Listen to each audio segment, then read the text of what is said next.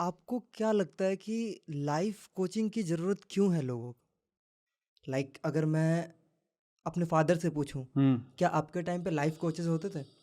वो बोलेंगे नहीं होते थे। हुँ, तो क्या पहले के लोगों को इतनी प्रॉब्लम ही नहीं थी, या फिर हुँ, पहले लाइफ कोचेस ही नहीं थे इतने, हुँ, या हुँ, फिर कुछ तो ऐसे फैक्टर्स होंगे जो अभी के जनरेशन में हैं, कहीं ना कहीं लाइफ जीने का तरीका नहीं आ रहा है और उसको सिखाने के लिए लाइफ कोचेस की ज़रूरत है। हुँ। ये बहुत अच्छा सवाल पूछा आपने कृष्ण। अगर आप देखो हमारे भारत को देखो, ऐसा नहीं है कि लाइफ़ कोचिंग अभी है, पहले नहीं थी। सबसे पहले हमारे यहाँ पे गुरुकुल सिस्टम हुआ करता था, जहाँ पे एक गुरु हुआ करते थे और वो बच्चों को सिखाते थे, है ना? और वो जो लर्निंग होती थी, वो जो करिकुलम फॉलो होता था, वो एक होलिस्टिक करिकुलम होता था। You know it used to cover everything. It's not only subjects, लेकिन आपको खुद को कैसे संभालना है, आपके मन को कैसे संभालना है, दुनियादारी, वो सारा कुछ वो गुरु सिखाते थे। लेकिन over a period of time हमें भी पता है कि इंडिया की हिस्ट्री कैसी रही है।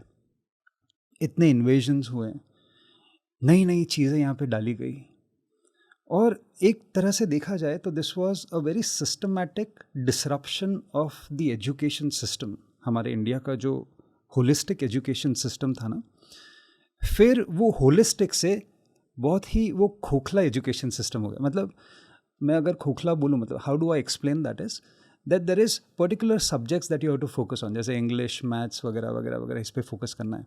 फिर senior K G, you know, first standard, second standard, third standard, ऐसे करके आप प्रोग्रेस करते हो। लेकिन इसमें हो क्या गया कि हम अननोइंगली सिर्फ एक प्रोसेस को फॉलो करने लगे, लेकिन हम वो सोल, जो उसका जो सोल था ना, उसको कहीं ना कहीं हमने लूज़ कर दिया।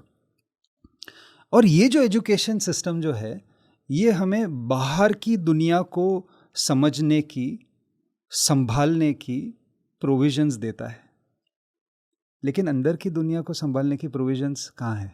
वो सब चली गई over a period of time. दूसरी चीज़, जब भी हम कोचिंग की बात करते हैं, ये जो कोचिंग शब्द है ना, ये स्पोर्ट्स में यूज़ किया जाता है। जैसे आपके स्विमिंग के कोच होते हैं, क्रिकेट के कोच होते हैं, बास्केटबॉल के कोच होते हैं, कबड्डी के कोच होते हैं, है ना? लेकिन एजुकेशन में अगर आप देखो तो टीचर्स होते हैं, यस। गुरु होते हैं, टीचर्स होते हैं, गाइड्स होते हैं, है ना?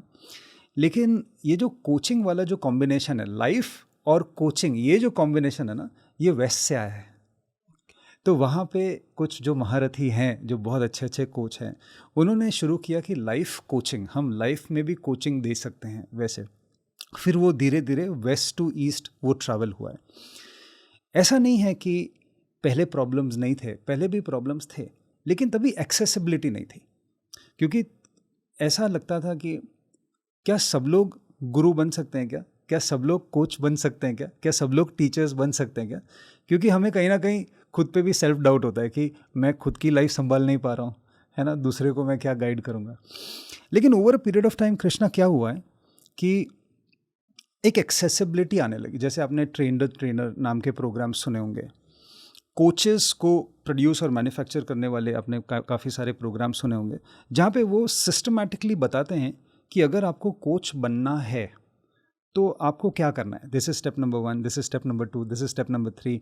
अपने आप को आप पहले जानो, सेल्फ अवेयरनेस, आपके स्वॉट एनालिसिस, आपकी डिफ़िकल्टीज क्या रही है, how did you overcome those challenges, how did you come from 0 to 10।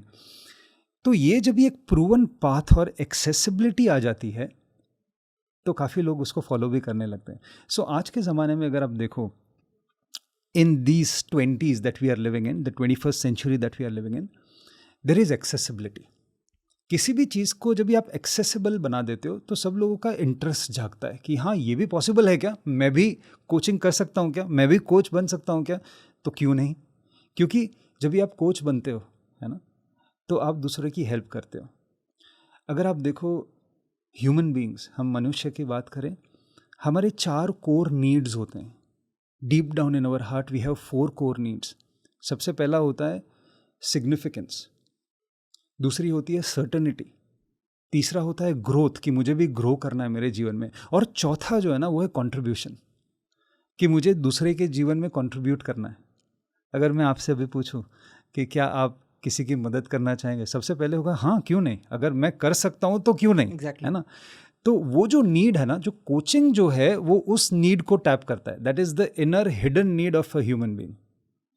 तो अगर आपको एक मॉडल मिल जाता है, या अगर आपको एक प्रोसेस मिल जाता है, अगर आपको एक एक्सेसिबिलिटी मिल जाती है कि कृष्णा अगर आप ये करोगे ये करोगे ये करोगे ये करोगे तो आप कोच बन सकते हो, और अगर आप एक बार कोच बन गए तो आप दूसरों की मदद कर सकते हो, आप दूसरों के जीवन में कंट्रीब्यूट कर सकते हो, उनको उनकी प्रॉब्लम से उठा सकते हो, तो आप तो कितने खुश हो जाओगे, हाँ मैं भी कोच बनना चाहता हूँ। So coming back to your question, ऐसा नहीं था कि पहले प्रॉब्लम्स नहीं थी, अभी प्रॉब्लम्स, प्रॉब्लम पहले भी थी अभी भी है, लेकिन अभी एक्सेसिबिलिटी इतनी है कि कोई भी कोच बन सकता है, क्योंकि एक ऐसा प्रोसेस अवेलेबल है। इसलिए आज हम बहुत सारे कोचेस देखते हैं